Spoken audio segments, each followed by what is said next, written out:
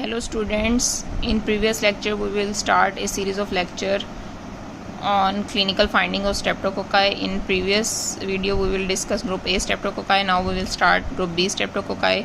Group B streptococci cause neonatal meningitis and sepsis. The main predisposing factor is prolonged longer than 18 hours rupture of the membranes in women who are colonized with the organism. So remember that women who are colonized with the organism and the organism stay longer than 18 hours, so it ruptures membranes. So this is the main cause of causing neonatal sepsis and meningitis. Child born prior to 37 week of gestation. Child who born prior to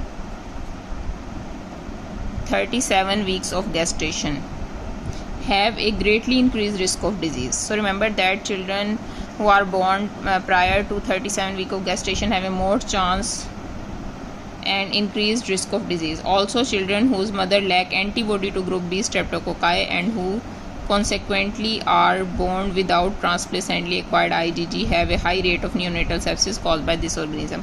So remember in which children's risk are high: whose mothers lack antibody to group B streptococci, whose mother lack antibody to group B streptococci, and who are born without transplacentally acquired IgG.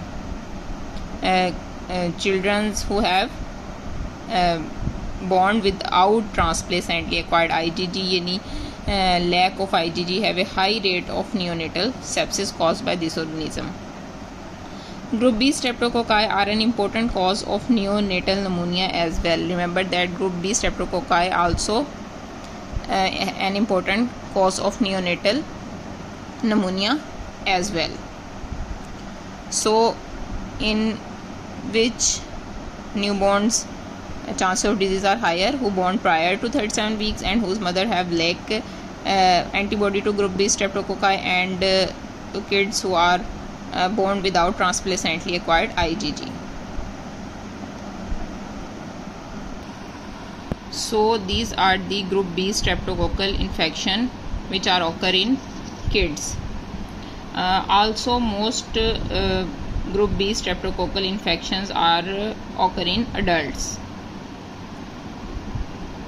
In adults, group B streptococci cause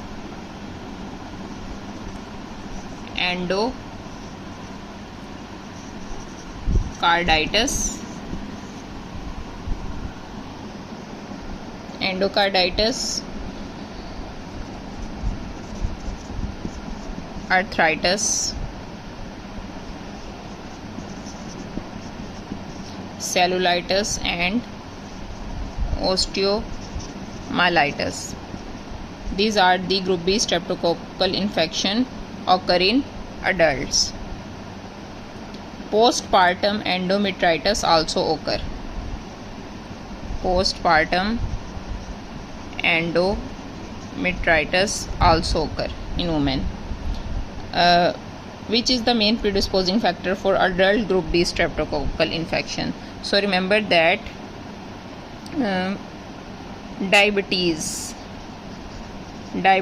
is the main predisposing factor for adult group B streptococcal infection. So group A and group B clinical findings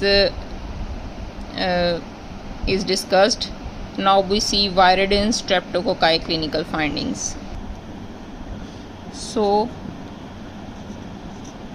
viridin streptococci, these are known group B streptococci, e.g. in viridin streptococci, Streptococcus mutans, Streptococcus swanger, and Salivarius and Mitis. These both are included in viridin group of streptococci. Are the most common cause of infective endocarditis. Remember that viridin streptococci are the most important cause of infective endocarditis. they enter the bloodstream. When organism enter the bloodstream, then it is called bacteremia. This situation is called bacteremia when organism enter the bloodstream. How they enter the bloodstream? They enter the bloodstream from the oropharynx, typically after dental surgery. Remember that viridin streptococci enter into the oropharynx typically after dental surgery. What are the signs of infective endocarditis? So remember the signs of infective endocarditis, which help you to make clinical findings. So signs of endocarditis signs are fever,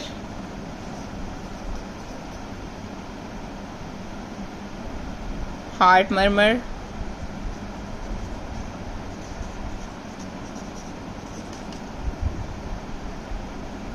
anemia,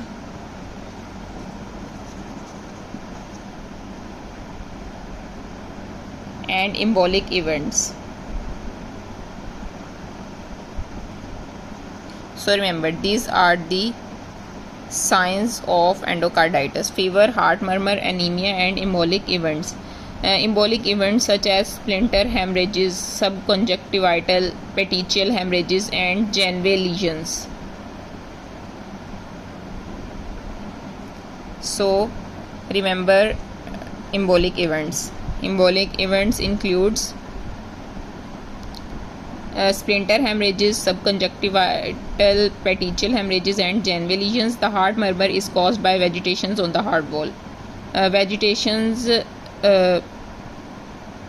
on the heart walls is go toward the heart murmur. So heart murmur is caused by vegetations on the heart valve. In a short video you will see the picture of vegetation on the heart valve. It is 100% fatal unless effectively treated with antimicrobial agents. So remember that endocarditis is 100% fatal unless effectively treated with antimicrobial agents. About 10% of endocarditis cases are caused by enterococci. Remember that only 10% cases are caused by enterococci. 90% cases of endocarditis are caused by viridin streptococci. But any organism causing bacteremia may settle on deformed walls. So remember that any organism causing bacteremia may settle on deformed walls. At least 3 blood cultures are necessary to ensure recovery of the organism in more than 90% of the cases.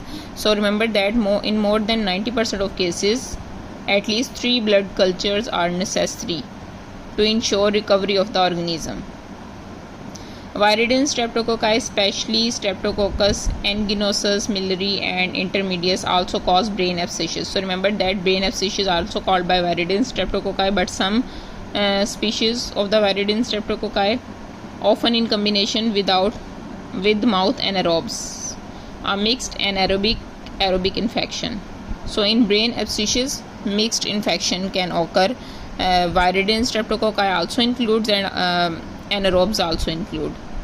Dental surgery is an important predisposing factor to brain abscesses because it provides a portal of the viridin streptococci and the anaerobes in the mouth to enter the bloodstream and spread to the brain. So remember that dental surgery is important predisposing factor for the brain abscesses and allow the bacteria to enter the bloodstream and spread to the brain. Viridin streptococci are involved in mixed anaerobic aerobic infections in other areas of the body as well. So remember that viridin streptococci also